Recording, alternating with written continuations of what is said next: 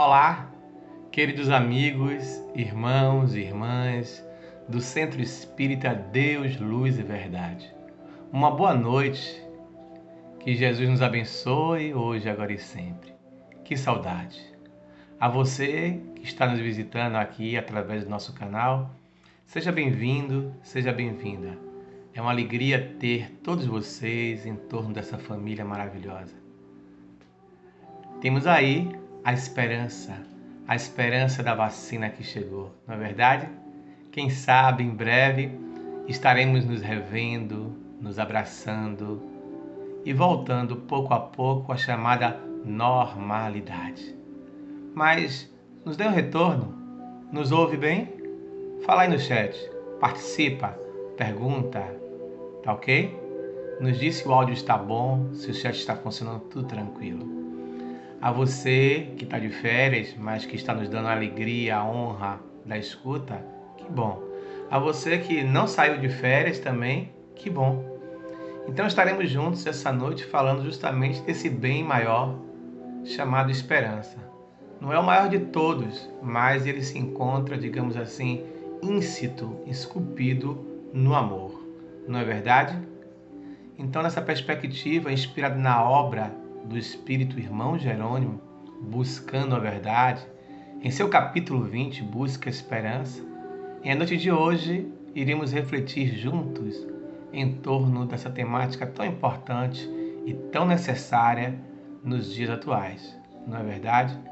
Peço a vocês licença para olhar um pouquinho aqui para cima, separei um texto do Irmão Jerônimo para a gente pegar aqui umas inspirações e começar as nossas reflexões. Tudo bem? Vamos lá juntos? Forte abraço.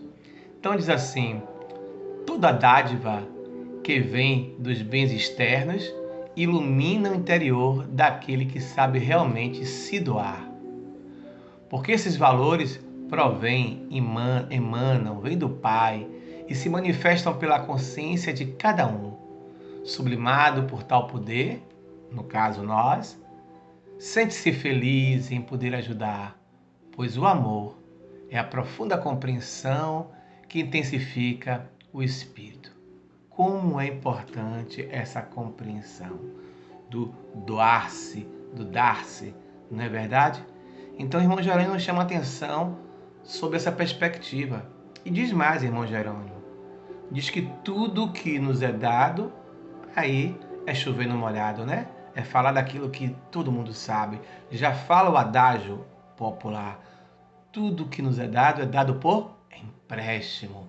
Então diz assim, irmão Jerônimo, não questione sua vida com ninguém, falando sobre fracasso, mas alimente esperança no novo dia que despertará. Busque um trabalho que produza essa melhora, sem esquecer da lei de causa e efeito. É indiscutível na vida de todos nós. Tenha compreensão e observe qualquer mudança, mesmo sutil, que venha ocorrer em sua vida. Então, dificuldades existem, diz o irmão Jerônimo nesse capítulo 20. E mais do que nunca, estamos passando agora pela grande noite escura, pelo momento da grande transição. Jesus já falava para todos nós. Quando os discípulos lhe perguntaram: Senhor, por que ele nasceu cego? Nasceu cego porque ele pecou, a sua terceira geração pecou? E Jesus então vai afirmar categoricamente: não. Ele nasceu cego para que eu pudesse curá-lo. Ele nasceu cego para que eu pudesse trabalhar. Porque enquanto é luz, nós poderemos trabalhar. Dia virá que a escuridão se fará presente, que nem eu mesmo poderei trabalhar.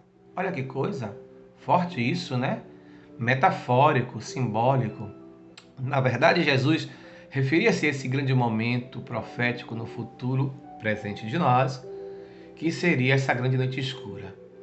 O Espírito Ismael, através da psicografia de Divaldo Franco, nessa busca da regeneração, na última obra, ele vai falar para a gente que a terceira grande guerra, ela, aspas, seria quase que inevitável, não fosse Jesus. Que maravilha, nosso governador. Jesus veio uma vez mais, se aproximou do planeta e chegando aqui o seu amor foi tão profundo que ele conseguiu mexer com as trevas, sem mexer com seu livre-arbítrio, no caso destes, e inspirou para que não pudesse ocorrer essa grande guerra. No entanto, inevitavelmente, por uma necessidade evolutiva, dada a nossa estrutura, porque faz parte do processo de crescimento de todos nós, conforme nós aprendemos, por exemplo, na progressão dos mundos em O Evangelho segundo o Espiritismo, ou como aprendemos também da escala espírita em O Livro dos Espíritos, não é verdade? Nessa perspectiva, portanto, a Covid-19 foi necessária, diz Bezerra de Menezes, que foi uma estrela que veio da boca de Deus. Às vezes a gente não compreende muito bem, dada a nossa imperfeição de observação, de compreensão da divindade. Deus é pai, não é padrasto, fecha-se uma porta, abre-se uma janela, vamos vencer, vai curar o câncer, vai isso, vai aquilo outro. E nós, enquanto imortalistas, enquanto reencarnacionistas, esquecemos, por exemplo, do 4º capítulo das Esperanças e Consolações, ou da 4ª parte do Livro dos Espíritos. Esquecemos da lei de causa e efeito. Esquecemos que somos espíritos em provas e expiações em função do nosso estágio evolutivo. Esquecemos que estamos aqui numa escola, no hospital escola. Se a vida é uma grande escola, precisamos compreender que a dor, por exemplo, que a perda ou todas as perdas, outro exemplo, fazem parte do currículo, são disciplinas que irá fazer com que nós venhamos a crescer, a amadurecer. Então prossegue aqui. Seja decidido e encontre o rumo que deve tomar, com a máxima urgência, porque em primeiro plano, a tarefa da vida é descontaminar, purificar, produzir níveis de elevação do planeta. Aí diz irmão Jerônimo, pergunte-se o que veio fazer aqui se não evoluir. Se assim não fosse, nós estaríamos aqui no planeta? É uma pergunta que ele faz. Então a encarnação não é uma brincadeira. Aliás, é a expressão que irmã Bernadette, beijo irmã Bernadette, costuma dizer pra gente, né? Nós não estamos aqui a brincar. Não se brinca de espiritismo. E é curioso quando ela fala isso, porque lá em O Livro dos Espíritos está posto pra gente, em O Livro dos Médios também, que faz 160 anos agora, também. Não se deve brincar. O espiritismo não é uma ciência que veio a brincar. Ela é séria. Então diz aqui irmão Jerônimo, o verdadeiro propósito da encarnação é trazer à tona a luz que se encontra latente, para que possamos consagrar-nos à matéria em nível de consciência. Então essa é a perspectiva pela qual todos nós aqui nos encontramos. O aprendizado tem muito mais valor do que podemos imaginar. Porém, o que importa é como aprendemos e como nos entregamos a esses conhecimentos. Olha que interessante. O que importa é como aprendemos e como nos entregamos a esses conhecimentos. Procuremos sempre nos unir uns aos outros, a solidariedade. Então, a Covid, por exemplo, nesse instante, ela veio nos trazer ou despertar ou nos relembrar a empatia que existe no íntimo de cada um de nós. Aliás, nós fazemos parte do reino animal. Em O Livro dos Espíritos, Allan Kardec, item 6, em sua introdução, ele vai lembrar que pelo corpo físico nós fazemos parte do reino animal. Enquanto espíritos imortais que somos, fazemos parte do reino espiritual ou angelical. Portanto, encarnados, fazemos parte desses dois reinos. Nessa perspectiva, portanto, nós precisamos compreender essa relação. Então, somos animais diferentes dos outros animais, ou estamos animais diferentes dos outros animais. Nós nos diferenciamos dos outros não apenas porque somos bípedes, porque somos racionais, porque já conseguimos usar a cognição para tentar compreender o amor, por exemplo, mas nos diferenciamos dos outros animais também, sobretudo, é uma linha demarcatória, porque nós somos os únicos animais capazes, primeiro, de produzir cultura, portanto, cultura material, cultura imaterial, mas também somos os únicos animais capazes de revelar algo que só existe em nós, a chamada empatia, isto é, essa arte, essa habilidade de nos colocar no lugar do outro. É isso que o irmão Jerônimo chama atenção aqui pra gente, que a gente precisa um do outro. Olha que coisa! E a Covid-19 ela veio para despertar ou para nos relembrar justamente sobre esta perspectiva. Entende, meus irmãos?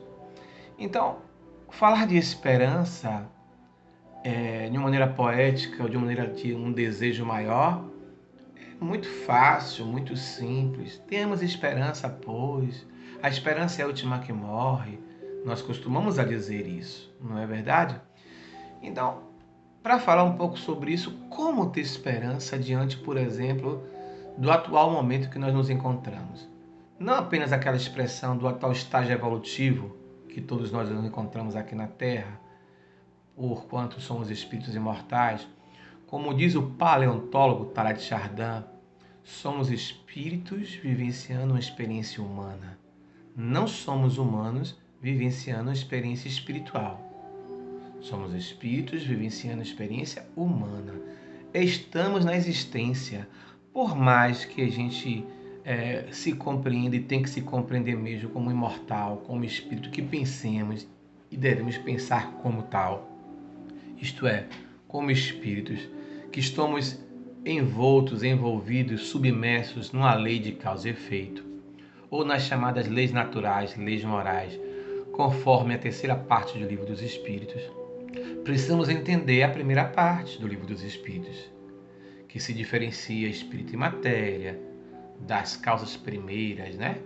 Então, precisamos compreender a segunda parte do mundo espírito, o mundo espiritual, que somos espíritos, como disse o irmão Jerônimo aqui no início do capítulo 20, Busca a Esperança, que estamos aqui nessa encarnação para buscar nos aperfeiçoar. Portanto, existe um objetivo da reencarnação ou da encarnação, que é nos burilar, em última instância, nos autoconhecer. Isso é fundamental e isso é importante, muito importante. Desculpem aqui, vou tirar essa luz aqui para ficar um pouco melhor para a gente, tá certo? Tem que ser natural, né? As coisas, não pode ser robótica.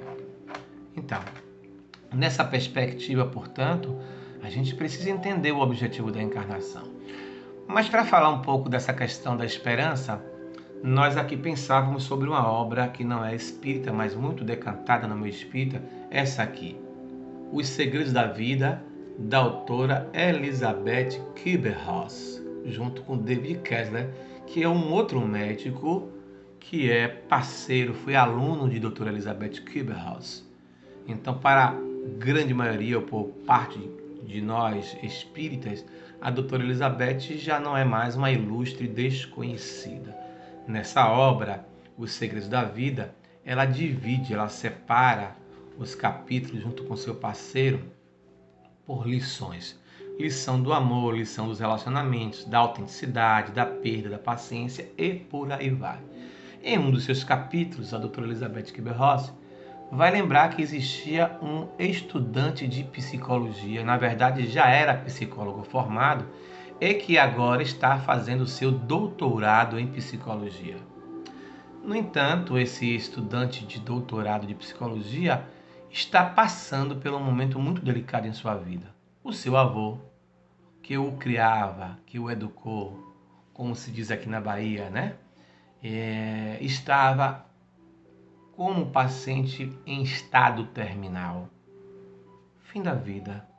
Não pela idade, pela velhice, mas também porque estava com uma doença muito grave, oncológico, o câncer. Olha que coisa. Há pouco agora eu tive essa experiência junto com a minha Zezinha e agora com a minha Zumira, que também está com câncer. Mas vamos em frente. Nessa perspectiva, esse paciente ou este estudante de doutorado em psicologia, o seu avô estava em estado terminal. E ele ficou numa dúvida, ele procurou a doutora Elizabeth, que era sua professora, se ele estava no final do curso do doutorado, se ele abandonaria os últimos 12 meses ou trancaria a matrícula do seu doutorado para dar assistência ao seu avô. Olha que coisa! Digno, nobre isso, né? Isso é de uma nobreza, porque é gratidão em relação àquele que cuidou dele.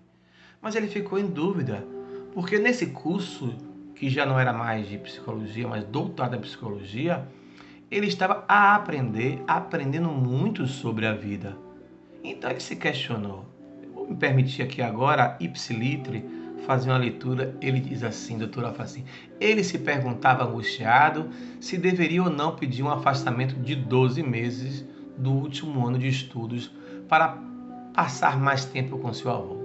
Ao mesmo tempo que desejava ficar ao lado do seu avô, também se sentia impelido a concluir naquele momento o doutorado, porque estava aprendendo muito, conforme nós dissemos, sobre a vida. Então ele se perguntou, o que estou aprendendo agora na faculdade me ajuda realmente a crescer como pessoa, a entender o meu avô? E aí a doutora Elizabeth Kübler-Ross disse para ele o seguinte, se você verdadeiramente quer aprender e crescer, é preciso compreender que o universo o matriculou no programa de pós-graduação da vida que se chama perda. Olha que coisa! Se você pegar o capítulo 20 de Busca a Esperança do irmão Jerônimo e esse capítulo, Lição da Perda de doutora Elizabeth, vocês vão ver, nós iremos observar quanta similitude e afinidade, como há uma complementariedade um do outro. Observe o que a doutora Elizabeth diz assim, disse para ele que ele estava em dúvida, angustiado, estava em conflito, se ele se afastava os 12 meses últimos para cuidar do seu avô, ou se ele continuava a concluir o seu doutorado, último ano. Ele se questionou, refletiu e disse, mas lá eu estou aprendendo muito sobre a vida, inclusive aprendendo sobre o avô. E aí ela vai dizer, se verdadeiramente você quer aprender a crescer, já que ele disse que estava crescendo, é preciso compreender que o universo, a divindade, conspirou, como a gente fala popularmente, o matriculou no programa de pós-graduação da vida. E esse programa de pós-graduação chama-se perda. Que coisa! Lá atrás a gente viu, ou no começo, que o irmão Jerônimo nos disse justamente a respeito disso. Que se a vida ela é a escola, a esperança, a perda, as situações pelas quais nós passamos, são matérias ou disciplinas que fazem parte desse currículo maior. Então, diz aqui a doutora Elizabeth, acabamos perdendo tudo o que temos, mas o que realmente importa jamais pode ser perdido. Então, nossa casa, nosso carro, nosso emprego, nossas roupas, nossos pais, nosso namorado, nossa namorada, há uma perda sempre. Há uma perda sempre. Quando nós estamos para reencarnar, inclusive, e aí vamos falar sobre uma perspectiva existencialista ou da existência, observemos, existe uma perspectiva a qual, inclusive, nós perdemos de cara quando nós reencarnamos ali naquele momento do parto, do rebento, né? O aconchego, o quente, o acolhimento do útero materno. Isso em vias comuns, isto é, quando, por exemplo, sobretudo esses espíritos são afins, mãe e filho. Quando existe a problemática ou a questão da relação, da diferença reencarnatória, né? Porque a grande maioria de nós somos desafetos do passado, mas ainda assim, para nós, mesmo que a gente tenha um conflito com esses nossos pais, com os nossos entes queridos aos quais nós fomos convidados a reencarnar, estar ali, estar no útero materno, aconchegado, acolhido, é muito mais confortável. Confortável no sentido de nos sentirmos seguros. É engraçado e curioso isso, porque quando se dá, por exemplo, o aborto espontâneo, quando nós rompemos, nós não queremos reencarnar e damos um fim ao ciclo físico da vida, muitas vezes isso acontece naquele momento do rebento ali, do processo do parto. Mas observemos, sempre há aí uma relação de perda, logo ao nascermos. Doutora Elizabeth disse assim, nossa casa, carro, emprego, dinheiro e juventude, e até mesmo aquele que amamos, estão apenas emprestados a nós. Olha o que o irmão Jerônimo disse lá atrás. Então, tudo está sob empréstimo. Irmão Jerônimo vai dizer que devemos ser gratos a tudo isso e que tudo que nós recebemos, nós não só precisamos, devemos devolver à vida, mas o que nos é dado por empréstimo é para que a gente possa, digamos assim, cumprir a função para que a gente possa cumprir o nosso papel, para que se possa ser estabelecida a nossa missão aqui na Terra. Missão na perspectiva não do missionário, como o Chico, como a senhora, irmã, mas missão na perspectiva que todos nós temos grandes e pequenas missões ao reencarnarmos com as pessoas as quais nós necessitamos para nosso crescimento evolutivo. Isso nos dá uma esperança fundamental. Diz lá no capítulo das Esperanças e Consolações do Livro dos Espíritos, a compreensão da imortalidade, a compreensão da reencarnação, a compreensão sobretudo dessa perspectiva que estamos imersos sob lei de causa e efeito.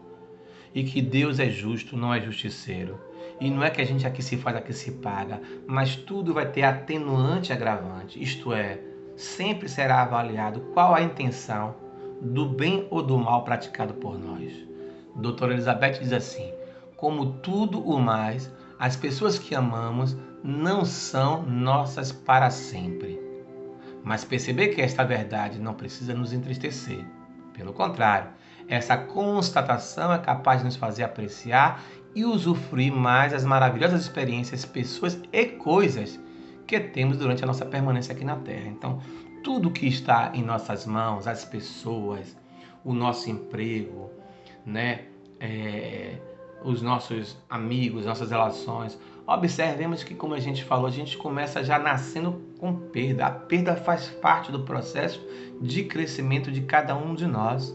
Então perdemos inclusive amigos, perdemos escola, mudamos de lugar, mudamos de bairro, de cidade, uma série de perspectivas. O tempo inteiro a gente precisa aprender a lidar com isso. Aliás, os adultos responsáveis pelas crianças, às vezes querem retirar da criança essa experiência fabulosa e valiosa que é a perda. Nem sempre ganhando, mas sempre perdendo e aprendendo a jogar. Na vida, sempre há esse contraditório. Na vida, é importante a gente aprender a abrir mão. Que sempre, o tempo inteiro, nós estamos a perder pessoas, coisas, né? Nossos animais queridos. Há pouco, justamente agora, fazem 30 dias, hoje, que a minha filha de 4 patas partiu. Nossa, que dor! Quando eu cheguei, encontrei ela em óbito, desencarnada. Foi muito doloroso, chorei muito. A mesma coisa se deu quando o meu pai, o meu genitor também, eu fui me despedir dele no hospital. Me lembro que ele estava na UTI. Que dor também. Então, o tempo inteiro. E nós precisamos falar sobre perdas com os nossos filhos, com os nossos sobrinhos, com os nossos entes queridos. Nós precisamos pensar sobre isso, para que possamos sofrer menos quando isso acontecer. Da mesma forma como a doutora Elizabeth aqui ressalta, né, que o tempo inteiro nós estamos sofrendo perdas e que pessoas, coisas, os empregos, nada é nosso. Tudo está de passagem. O que o irmão Gerão disse, está por empréstimo. Então, diz aqui aquela expressão que a gente usou no início e tem a ver com o que o irmão Gerão fala para a gente no capítulo 20. Doutora Elizabeth fala, se a vida é uma permanente escola, a perda é uma das principais partes do currículo. Se a vida é uma permanente escola, a perda é uma das principais disciplinas que nos amadurece, que nos faz crescer. É a dor que a gente aprende pela doutrina espírita. Então, nesse momento de dor, olha só, diz a doutora Elizabeth, e necessidade, recebemos o carinho daqueles que amamos e às vezes até mesmo de desconhecidos. Isso é verdade. Olha, eu agora estou passando por uma situação delicada e quantos desconhecidos aparentes, amigos, irmãos, profissionais da casa espírita, quando estão sensibilizados com a minha dor do momento e aí buscam colocar em prática a empatia, nesse instante eu recebo esse carinho. Isso me impulsiona, isso me motiva para que eu não caia em depressão, por exemplo. Aliás, todos nós passamos por depressões, né? Ficamos deprimidos. Permanecer nela é que é uma outra história. A depressão é a doença do século, por incrível que pareça. Não é a Covid que está dizimando vidas e vidas aí. A gente está esquecendo de uma outra grande pandemia aí. Então, a perda é um buraco no coração, mas é um buraco que desperta o amor e pode despertar o amor de outras pessoas por nós. Então a perda é um buraco, mas também pode despertar o amor de outras pessoas em nós. Avaliemos isso. Então, perder coisas, perder objetos, perder pessoas, perder animais de estimação, tudo isso faz parte. E quando a gente tem um outro olhar, um olhar das esperanças e consolações conforme a doutrina espírita nos alude, nos esclarece, aí a gente vai entendendo o Consolador prometido. O Espiritismo é justamente essa ciência que vem demonstrar a relação do mundo corpóreo e corpóreo, mas, sobretudo, nos explicar quem sou, de onde eu vim, para onde eu vou, qual o verdadeiro sentido da vida, da existência, das perdas, das dores, das relações, dos encontros e desencontros aqui na Terra. Precisamos o tempo inteiro avaliar e entender que essa sublime doutrina nos proporciona a esperança. E se proporciona esperança, nos proporciona a consolação.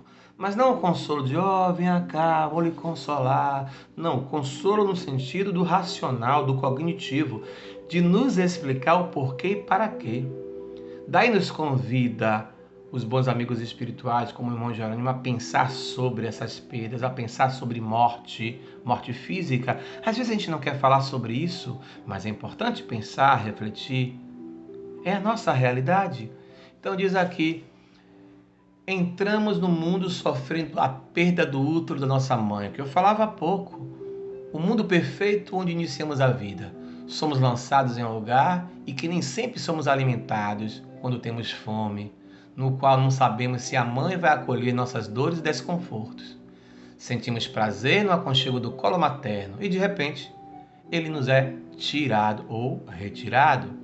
À medida que vamos crescendo, perdemos nossos amigos. Quando nós ou eles mudamos de cidade, ou de escola, ou de faculdade, ou de bairro, perdemos nossos brinquedos quando eles se quebram ou desaparecem. E perdemos o campeonato de futebol, de natação, de gude, na escola. Perdemos os primeiros namorados e namoradas. A série de perdas apenas começou desde pequenininho. Começou. Porque vai fazer, como a gente falou, é uma das disciplinas mais importantes, a perda.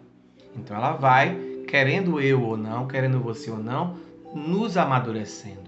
E quando nós observamos sobre a ótica da imortalidade, sobre a ótica da reencarnação, isso nos impacta, isso nos causa, isso nos leva a uma esperança e consolação. Uma esperança e consolação racional, que a fé espírita nos proporciona. Então diz, perdemos os primeiros namorados, nos anos seguintes perdemos os professores, os amigos, os sonhos de infância. Então, quantos de nós, quando somos crianças, você quer ser o quê quando crescer? Médico, bombeiro, professor, engenheiro, E vai, alguns de nós, sob a influência dos nossos pais, dos adultos que estão ao nosso redor, outros de nós sob a perspectiva da inspiração pela qual e para a qual nós reencarnamos e viemos aqui na Terra, e outros de nós é apenas um sonho que desperta, aspas, apenas, quando assistimos um desenho, uma animação, um filme. Quando vemos então uma situação de salvamento de um bombeiro, de um policial, de um militar das Forças Armadas, de um médico, enfim, isso nos dá uma motivação e isso nos inspira e a gente quer ter aquela profissão.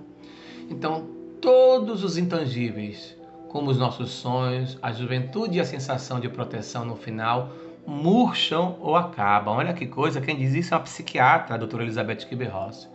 Tudo que nos pertence está apenas emprestado a nós. Aquilo que o irmão Jair falava há pouco, não são realmente nossos. Nossa realidade na Terra não é permanente. Tudo é temporário.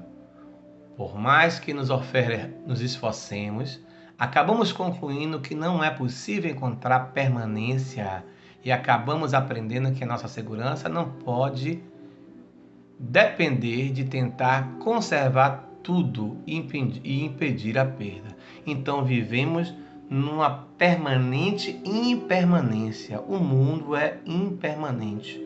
O mundo é transitório. Como diria na linguagem dos gregos antigos, o mundo é um constante devir, devir. Palavra grega que quer dizer um vir a ser. Ninguém toma banho 2 vezes no mesmo rio. Ninguém toma banho 2 vezes no mesmo rio. O rio é o mesmo, mas as águas, que é o que caracteriza rio, são correntes. Estão sempre em trânsito. Por isso que ninguém toma banho 2 vezes no mesmo rio. Diz a poesia do cancioneiro popular na modernidade.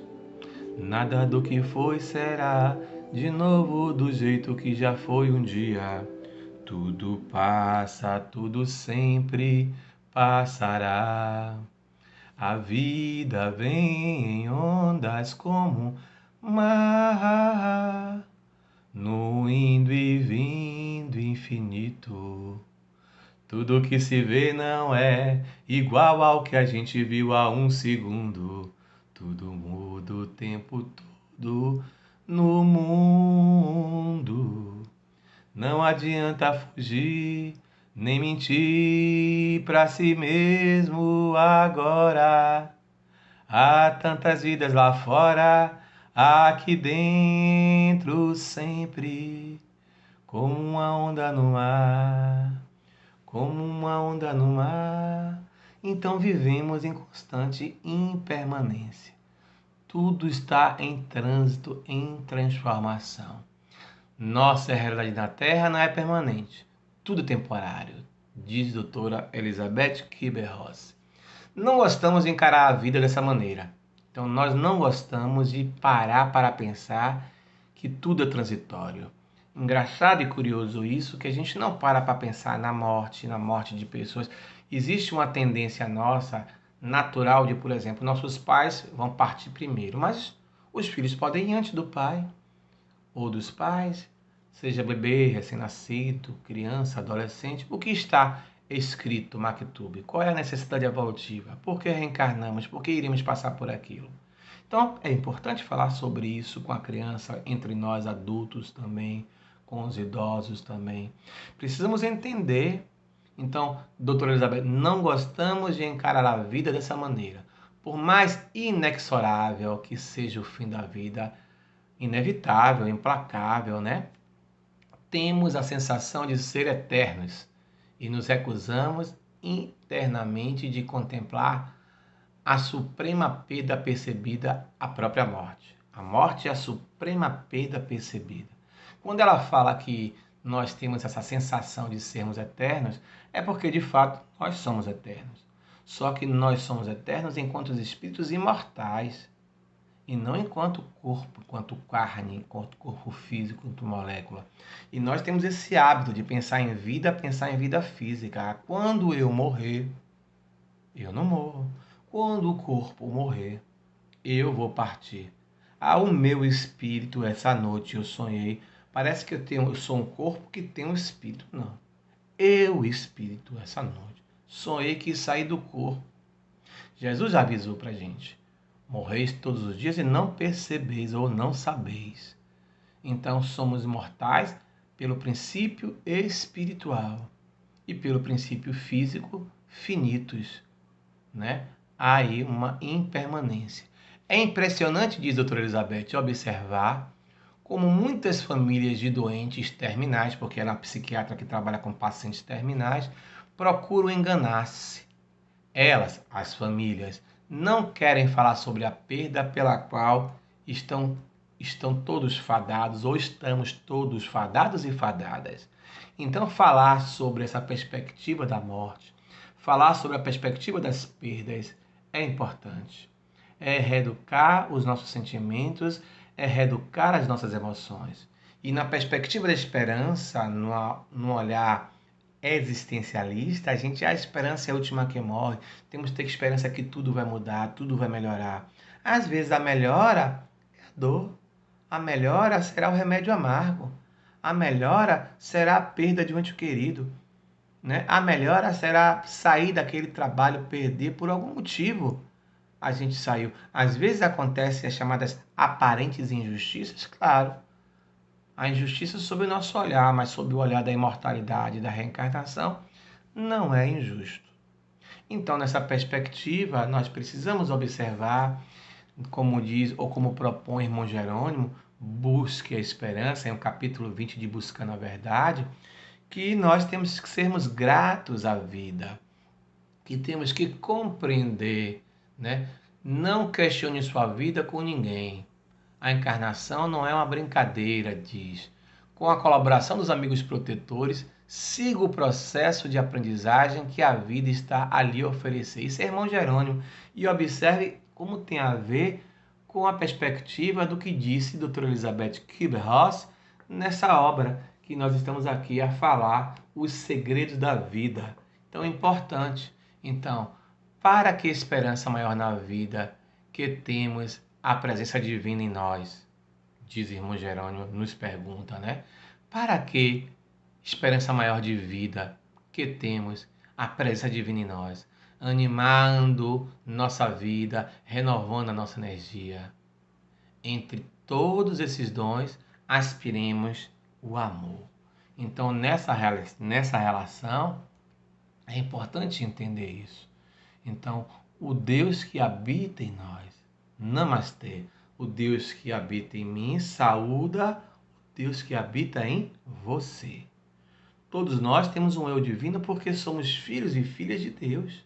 Então, gordos e magros, altos e baixos, brancos e pretos, héteros e homens, marginais ou homens e mulheres que não são marginais ou não estão marginais.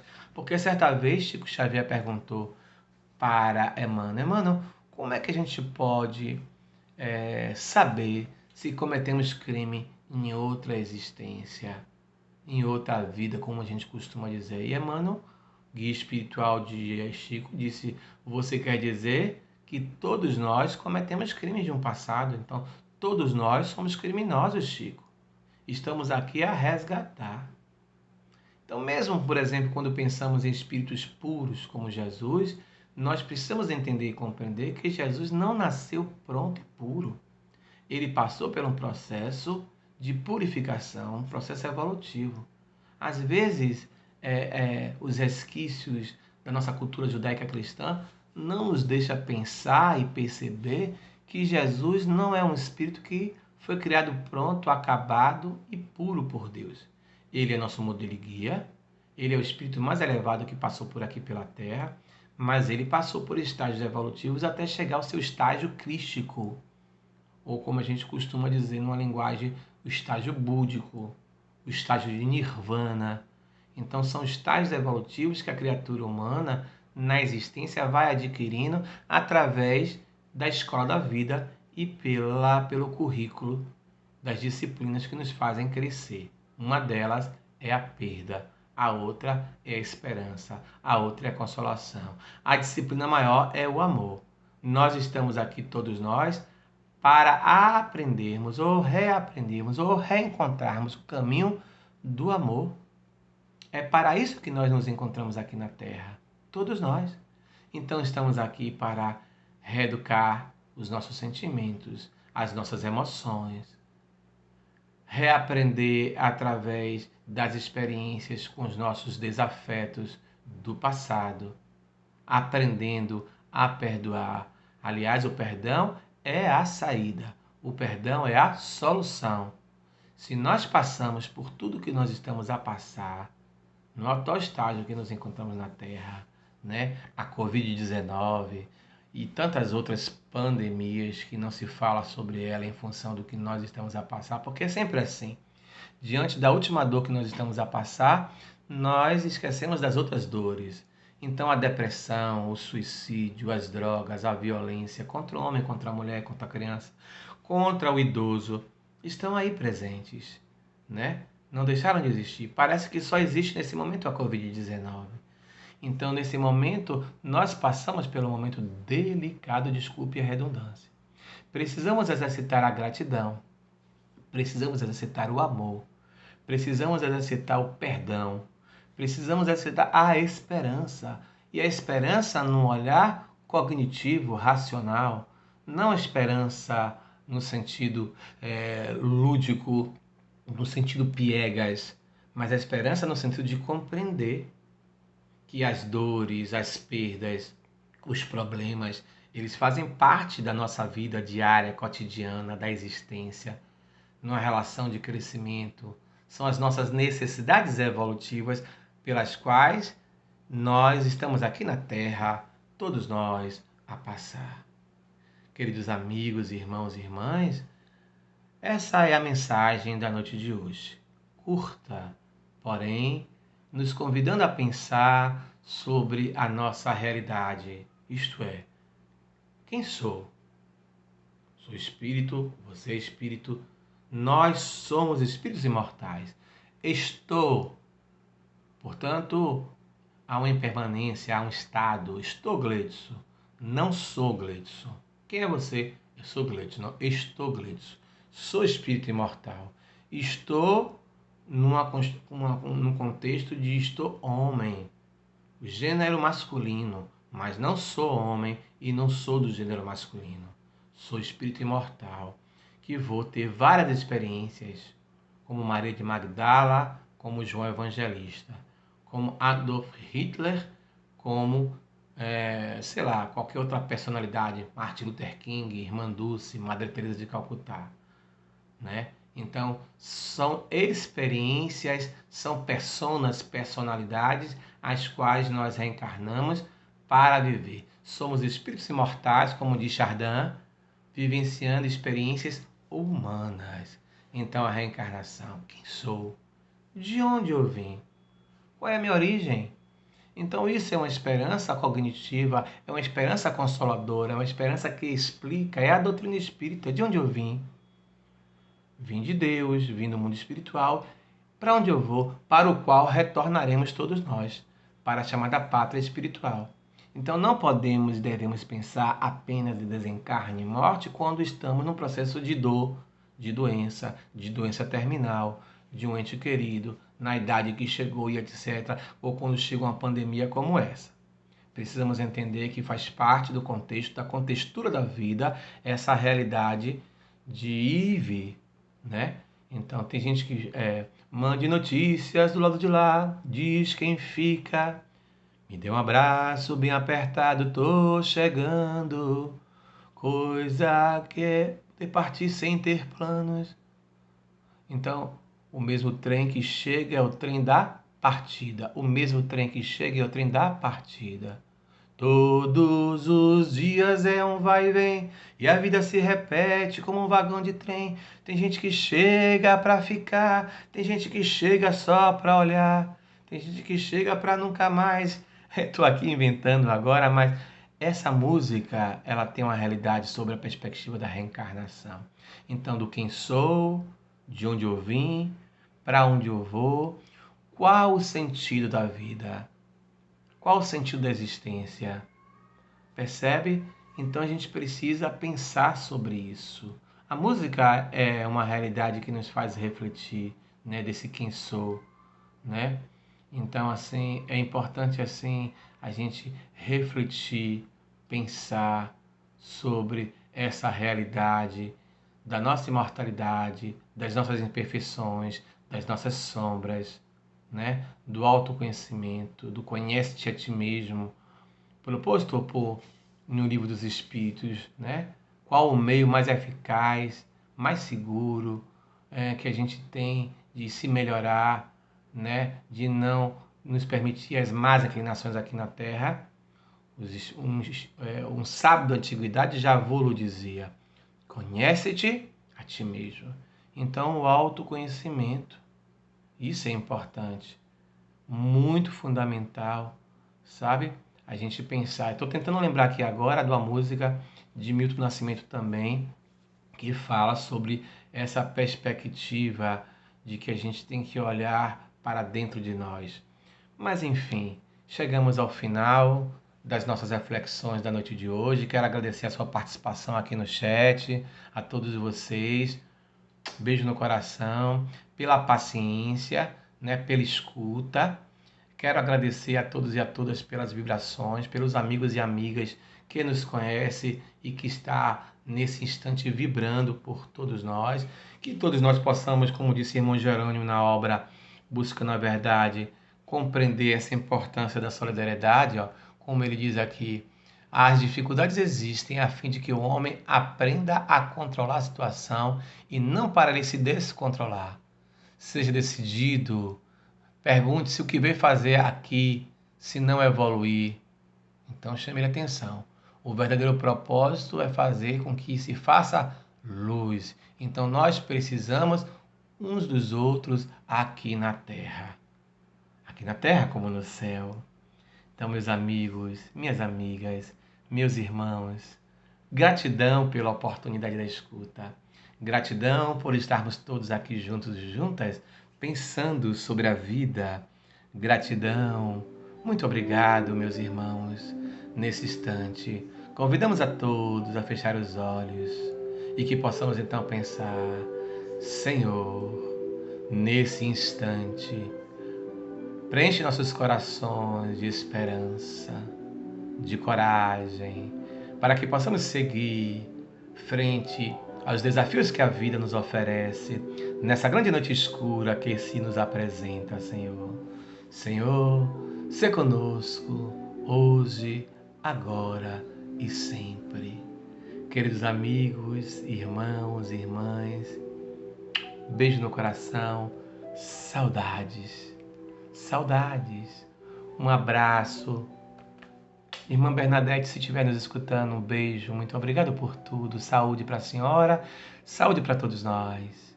A você que nos deu a honra e a alegria da escuta da noite de hoje. A nossa gratidão, o nosso muito obrigado. Até a próxima, se Deus quiser. Fica com Deus. Tudo de bom. Beijo, meus amigos. Beijo, minhas amigas.